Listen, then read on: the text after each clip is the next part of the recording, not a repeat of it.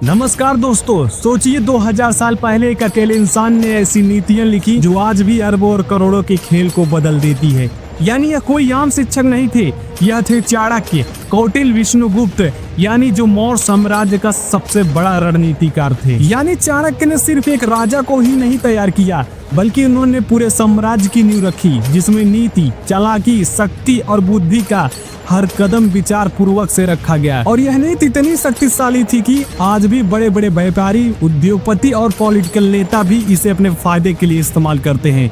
यानी आज हम खोलेंगे कि चाणक्य की सारी नीतियां और हम दिखाएंगे कि कैसे उन्होंने चंद्रगुप्त मौर्य को एक इतना बड़ा साम्राज्य दिलाया और कैसे वही नीतियां आज भी हमारे आसपास चल रही हैं। यानी यही चाणक्य जिसकी शक्ति, बुद्धि और रणनीति का समंदर आज भी समाज को भनक तक नहीं लग पाई है। लेकिन सबसे पहले आपको बता दूं, यदि आप political issues, social issues, current issues और रियलिटी सीरीज पर वीडियो पाना चाहते हैं तो चैनल को सब्सक्राइब जरूर कर लेना।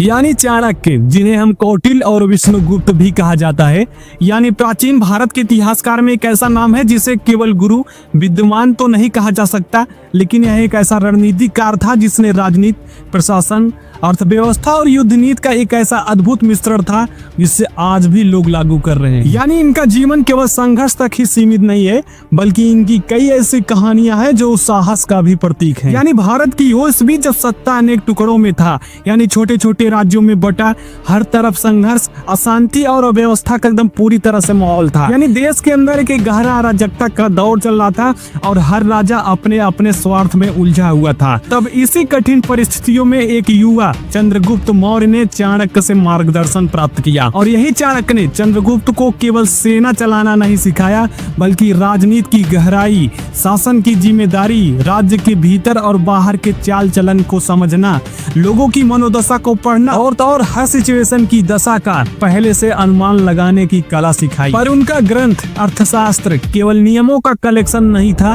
बल्कि यह था एक जीवन दर्शन जिसमें राज्य चलाने की गहरी समझ थी, आर्थिक रणनीति की बारीकियां थी और युद्ध की योजनाएं और मानव मन की गुत्थियां भी शामिल थी। यानी चाणक्य की नीतियां इतनी प्रभावशाली थी कि उन्होंने भारत को एक मजबूत और स्थिर साम्राज्य में बदल दिया। यानी यह साफ कहा जा सकता है कि इनकी नीति केवल ताकत के बल पर नहीं थी, बल्कि बुद्धि, चालाकी, गुप्त नेटवर्क और लंबी सोच पर आधारित थी। यानी यही नीतियां बड़े बड़े उद्योगपति, बिजनेस टाइकून और पॉलिटिकल नेता फॉलो करते हैं। यानी कंपनियां अपने कंपटीटर को एनालाइज करती हैं और वही नेता अपने विरोधी दल के भीतर कमजोरियां तलाशते हैं और बिलियनियर्स अपनी संपत्ति को एक दीर्घकालिक रणनीति से बढ़ाते हैं। यानी चाणक्य की नीति सिर्फ किताबों तक सीमित नहीं है, बल्कि यह आज भी हमारे आसपास साइलेंट तरीके से, यानी हर बोर्ड रूम में मीटिंग, हर चुनावी रणनीति और हर बड़े उद्योग के डिसीजन मेकिंग में भी लागू होती है। यानी यह केवल इतिहास नहीं, एक जीवित चलती फिरती सच्चाई है जिसे समझने पर आपको लगने लगेगा कि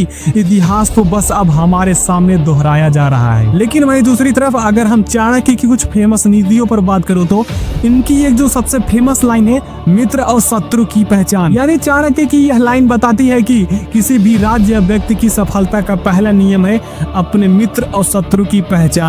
उन्होंने लिखा कि जो व्यक्ति अपने शत्रु की कमजोरियां और मित्र की ताकत को समझता है, वही हर चुनौती में विजय होता है। और इतिहास में अगर इसका सबसे बड़ा हम उदाहरण देखें तो चंद्रगुप्त मौर्य और नंद वंश। यानी यही चाणक्य जब चंद्रगुप्त को राजा बनाने की योजना बनाई तो सबसे पहले उन्होंने नंद साम्राज्य के अंदरूनी हालात, राजा की कमजोरियां और राज्य के अधिकारी किस तरह प्रभावित हैं, इसका पूरी तरह से विश्लेषण किया। उन्होंने न केवल स्पाइस के जरिए जानकारी जुटाई, बल्कि यह भी देखा कि कौन सी रियासतें गठबंधन के लिए तैयार हैं और कौन विरोध में खड़ा होगा। और इसी गहन विश्लेषण के कारण चंद्रगुप्त ने नंद साम्राज्य को बिना ज्यादा खून खराबा किए और बिना बड़ी राजनीतिक गलती किए पराजित कर दिया। यानी आज के समय में हम इस नीति को पॉलिटिक्स एनालिसिस और कॉर्पोरेट स्ट्रेटेजी में भी देख सकते हैं। यानी जैसे किसी चुनाव में पार्टी अपने विरोधियों के कमजोर बिंदुओं का अध्ययन करती है और अपनी रणनीति उसी के अनुसार तय करती है। यानी किसी बड़ी कंपनी में सामने वाली कंपनी के खिलाफ एनालाइज करके यह देखा जाता है कि उनकी ताकत और कमजोरियां क्या है और उसी के आधार पर प्रोडक्ट लॉन्च या मार्केटिंग स्ट्रेटेजी बनाई जाती है। जबकि वहीं अगर इनके हम दूसरी नीतियों की बात करूं तो इनका जो सबसे दूसरी फेमस लाइन की नीति है सत्ता और ताकत का संतुलन। यानी चाणक्य की दूसरी नीति सत्ता और ताकत का संतुलन बनाए रखने को कहती है। यानी उन्होंने लिखा कि किसी भी साम्राज्य का सबसे बड़ा खतरा यह नहीं है कि कोई बाहरी हमला करे, बल्कि यह है कि किसी देश की अंदर शक्तियां संतुलित न हो, यानी एक बराबर न हो। यानी इनका शानदार उदाहरण हम चंद्रगुप्त मौर्य के शासन में देखा जा सकता है। यानी जब उन्होंने नए क्षेत्र पर विजय प्राप्त की तो उन्होंने वहां की लोकल सेनाओं और अधिकारियों को अपने नियंत्रण में लाया और उन्हें संतुलित तरीके से शक्ति प्रदान की और उन्होंने कभी एक व्यक्ति को इतना ताकतवर नहीं बनने दिया कि वह राज्य के खिलाफ विद्रोह कर सके। और इसी तरह उन्होंने नौकरशाही और सेना में भी संतुलित बनाए रखा। यानी आज के समय में यही नीतियां हम किसी गठबंधन सरकार या किसी बड़ी कंपनी में पावर शेयरिंग में देख सकते हैं। यानी जैसे कई कंपनियों के शेयरिंग में यह निश्चित किया जाता है कि दोनों पार्टियों की ताकत बराबर रहे ताकि कोई भी पक्ष नियंत्रण की स्थिति का दुरुपयोग न कर सके। दोस्त अगर देखा जाए तो यार इनकी क्या स्ट्रेटेजी है, यानी सारी पॉलिसी की बस सिर्फ चेहरे बदले हैं, तरीका वही है। बाकी अगर वही इनकी हम तीसरी लाइन की बात करूं जो सबसे बेहद है यार, यानी टाइम और अपॉर्चुनिटी का महत्व, समय और अवसर का। यानी चाणक्य की तीसरी नीति है कि समय और अवसर का महत्व।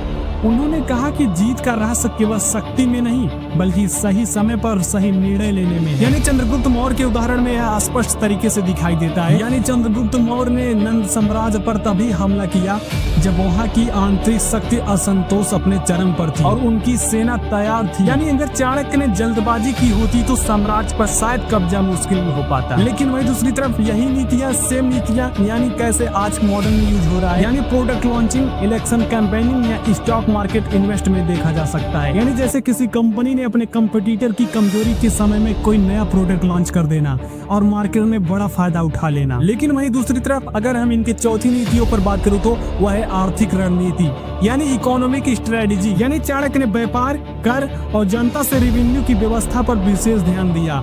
यानी उनका अर्थशास्त्र केवल युद्ध और राजनीति की मार्गदर्शन नहीं बल्कि इकोनॉमिक डेवलपमेंट की भी दिशा दिखाता है, जहां चंद्रगुप्त ने इसे लागू करके राज्य की अर्थव्यवस्था भी मजबूत की थी। यानी वहीं दूसरी तरफ अगर इस पॉलिसी को आज के मॉडर्न जमाने में इसका यूज देखा जाए तो सरकार की जीडीपी योजना, टैक्स पॉलिसी और कंपनियों के फाइनेंस स्कीम में देख सकते हैं। और यही तक नहीं है, चाणक्य ने जोखिम का भी आकलन किया है। यानी वो बताते हैं कि हर कदम का लाभ और हानि का विश्लेषण होना चाहिए। चंद्रगुप्त मौर्य ने युद्ध में कदम रखने से पहले सभी संभावित परिणामों को विश्लेषण किया था और रणनीति बनाई थी। और आज के समय में stock market, investment, M&A decision या पॉलिटिकल इलेक्शन स्ट्रेटेजी में भी देखा जा सकता है। यानी फ्रेंड्स अगर हम इस नीतियों का यूज आज के मॉडर्न एग्जांपल में देखा जाए तो बड़े बड़े बिजनेसमैन और पॉलिटिक्स के अंदर गहरी तरीके से झलक रही है। यानी जब हम बिलियनियर्स की दौलत, ग्लोबल पॉलिटिक्स की चुपके चुपके चल रही रणनीतियों को देखते हैं तो पता चलता है कि इन सबसे ऊपर एक प्राचीन काल की नीति साइलेंट तरीके से काम कर रही है। जी हाँ फ्रेंड्स, चाणक्य की नीति जिसे हम अक्सर भूल ही जाते हैं। यानी उदाहरण के तौर पर अगर ले लीजिए तो एलोन मस्क और जेफ बेजोस को, ये नाम तो आप जानते ही होंगे, दुनिया के सबसे अमीर आदमी।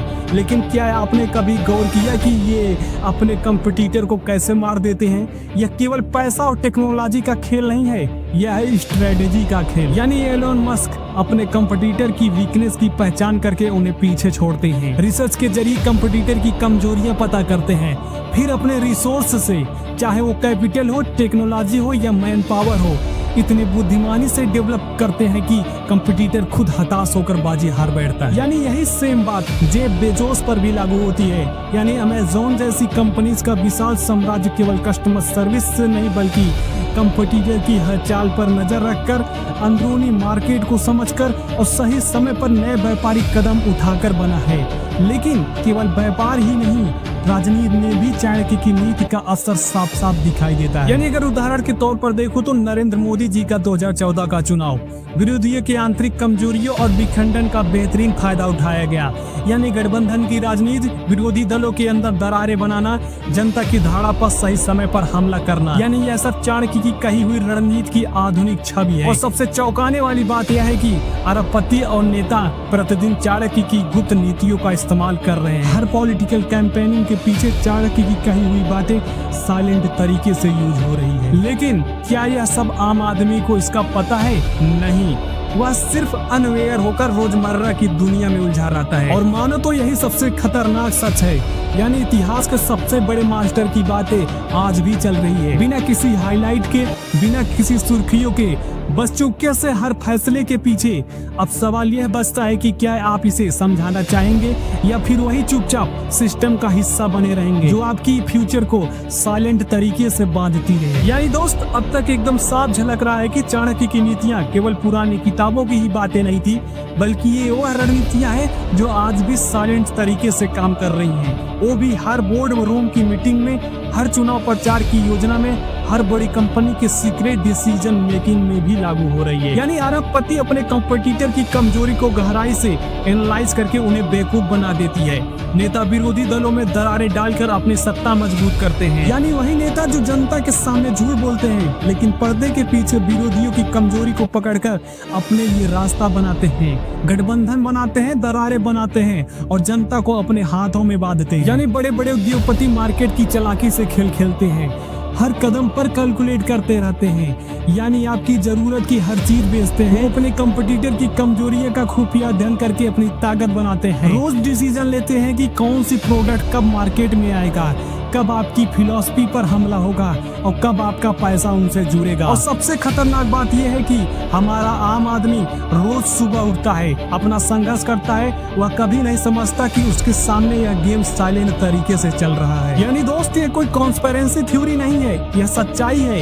यह एक ऐसा खेल है जिसमें सत्ता, धन और ताकत के पीछे चल रही मानव मन की गहराई से समझी गई चालाकियां हैं। और सबसे खतरनाक सवाल यह है कि क्या आप भी उस भाग्य का हिस्सा बनना चाहेंगे जिसे पहले से सब कुछ तय किया हो? यानी जहां आपके सपने की कीमत तय करते हैं बड़े बड़े उद्योगपति और पॉलिटिक्स, और आपको सिर्फ एक दर्शक के रूप में बनाकर छोड़ दिए हैं। यानी दोस्त, अब समय आ गया है जागने का, वह समय जब आप अपनी आंखें खोलें, इतिहास की गहराई से सीखें और समझें कि चाणक्य की नीति सिर्फ अतीत ही नहीं बल्कि एक जीवित सच। और अगर आप इसे समझ जाएंगे तो आप खुद अपनी सोच और अपनी दुनिया बदल सकते हैं, क्योंकि असली शक्ति केवल जानने में है और वही शक्ति आज आपके हाथ में है। बाकी फ्रेंड्स, आप समझदार खुद हो। और इसी के साथ अब तक वीडियो में बने रहने के लिए आप सबको बहुत बहुत धन्यवाद। और ऐसे ही वीडियोस पाने के लिए चैनल को शेयर, सब्सक्राइब करके बेल आइकन दबाना न भूलना, जिससे नई वीडियो सबसे पहले आप तक। और मिलते हैं फिर से नेक्स्ट वीडियो में, तब तक के लिए आप सबको बाय बाय।